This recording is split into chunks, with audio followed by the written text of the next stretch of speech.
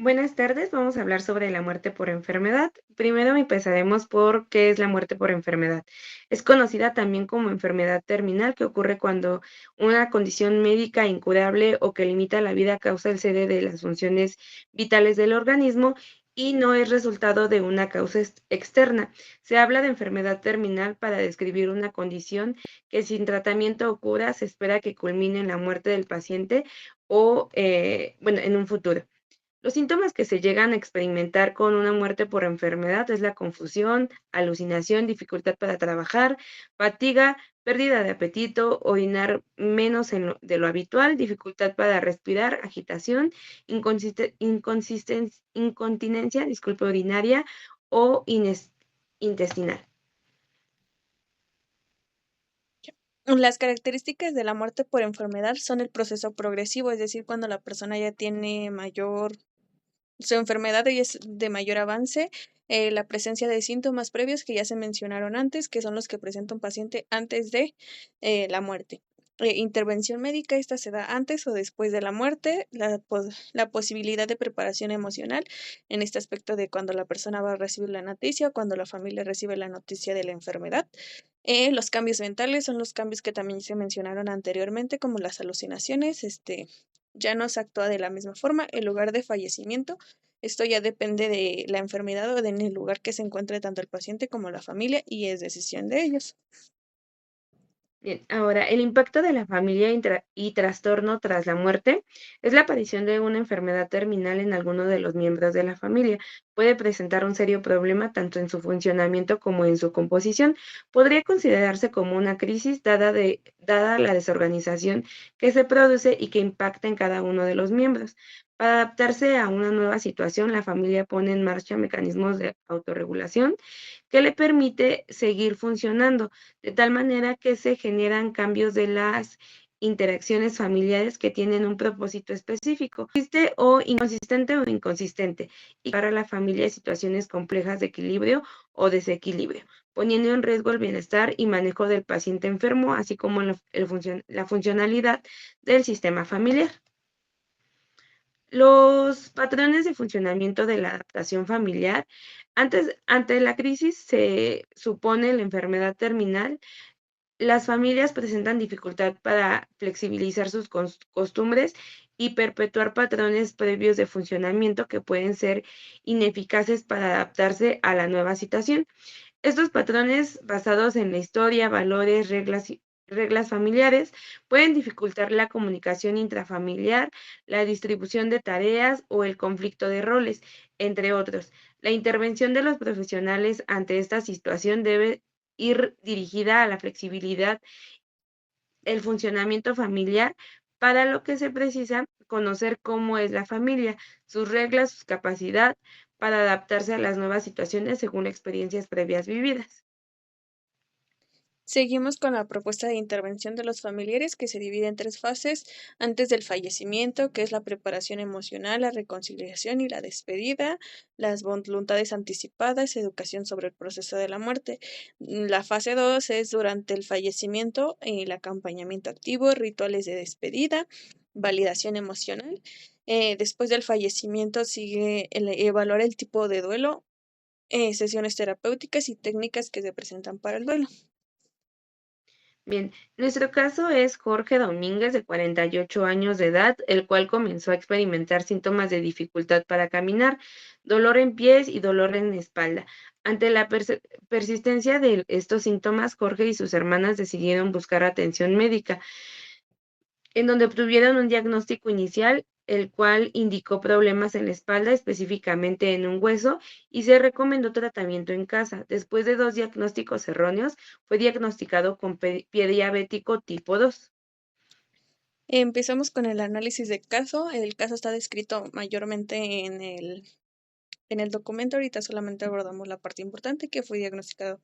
Bueno, en primera instancia, como análisis de caso, el primer análisis que decimos tomar es que la mamá de Jorge, pues como era, ya estaba grande y él era lo que la cuidaba, la familia no sabía cómo darle la noticia ante esta situación de muerte de que él había fallecido, ni él cómo iba a reaccionar, porque también era una persona que ya estaba enferma.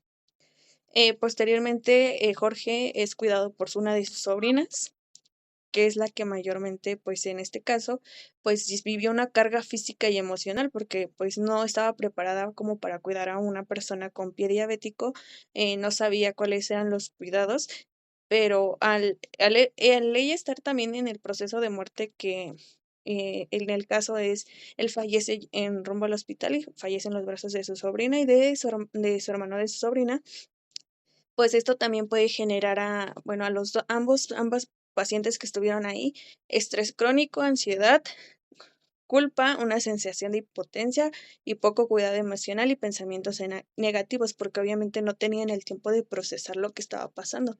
Simplemente pues al llegar al hospital lo metieron y pues no tuvieron como el tiempo al también tener problemas legales de poder procesar, se acaba de morir, acaba de pasar esto, sino que fue más complejo para ellos el estar ante estas situaciones.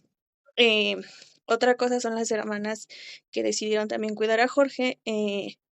Pues también pueden sentir culpa por no haber estado, por llevarlo a diferentes hospitales, el que genera un arrepentimiento, incluso provocar peleas entre hermanos. Eso también puede provocar el fallecimiento de Jorge. Importante que mencionó Jorge antes de eso fue que tenía la esperanza de vivir, que él ya mencionaba, me voy a morir, quiero dejar la casa con mi mamá, quiero dejar todo bien y ya me voy a morir. Mas, sin embargo, tuvo el apoyo de una de sus hermanas diciéndole, no te preocupes, em, pues todo esto va a pasar, ¿no? Y posteriormente, bueno, Jorge le dice a su hermana que él se sienta así porque sus hermanos le dijeron que ya no contaba con ellos, que ellos ya no se iban a hacer cargo de él y él estaba también presentando problemas económicos, que si bien tenía dinero ahorrado, no podía como cubrir todos los gastos porque pues era la comida de su mamá, la comida de él y pues al estar como que era una persona enferma, tiene que tener más cuidados, comer comida especial para que no se le pueda dar en este caso el azúcar se le pueda subir. Entonces él ya desde ahí empezaba con esa parte de tengo resignación y desesperanza y pues ya al morir creo que es un proceso fuerte porque los sobrinos, hermanos que estuvieron durante el proceso, que él falleció en camino al hospital, se quedan en shock y con la sensación de decir, tal vez no soy suficiente, no lo hice bien, este, empezar a presentar síntomas de ansiedad, insomnio, tristeza, incluso depresión, ya que van generando todo esto a partir de pues sí, de que ver a la persona, a la persona morir y ya. Y esto, pues, principalmente se ve reflejado en su cuidadora principal, que verlo morir en sus brazos, pues, puede generar un duelo patológico si no es tratado a tiempo. Y todo puede, como lo mencioné, los síntomas anteriores pueden seguir persistiendo. Después la falta de comunicación entre hermanos, el aislamiento social, que algunos de mis familiares no fueron informados, también fue como que difícil para los demás, pero los hermanos lo pueden percibir como resentimientos y distanciamientos para las personas.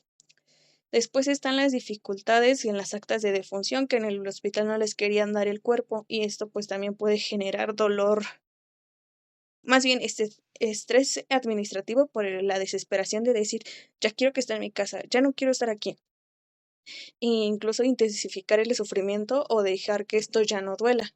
Obviamente se generaron conflictos después de la muerte de Jorge por el dinero, por todo esto, que los hermanos pues no tenían en cuenta, o sea, se debatieron muchas cosas que están explicadas detalladamente de que pues después de una muerte los hermanos no decidieron dejar la pues se olvidaron de su duelo y prefirieron pelear en este caso, o sea, como es lo que menciona mi compañera, lo de las costumbres y tradiciones que tienen como familia.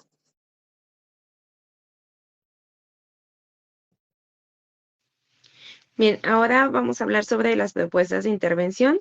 Nosotros proponemos primero la evaluación emocional, que es identificar si el duelo es normal, complicado o patológico, detectar síntomas como insomnio, culpa, aislamiento, ansiedad o depresión. La segunda propuesta es la técnicas terapéuticas, que es terapia individual para familiares que estuvieron desde el cuidado principal y, bueno, toda la familia, terapia grupal, espacios para compartir experiencias, terapia narrativa, que es recordar la historia del ser querido y resignificar su legado, talleres de duelo, que es la educación emocional sobre las etapas de duelo y cómo transitarlos.